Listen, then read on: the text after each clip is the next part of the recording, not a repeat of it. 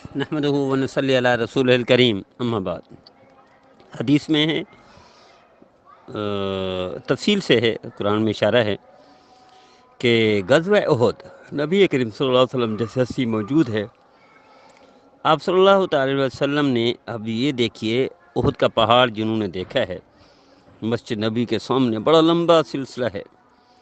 تو وہاں چونکہ جنگ تھی اس لیے احد کی جنگ اس کو کہا جاتا ہے، احد کے بالکل نیچے۔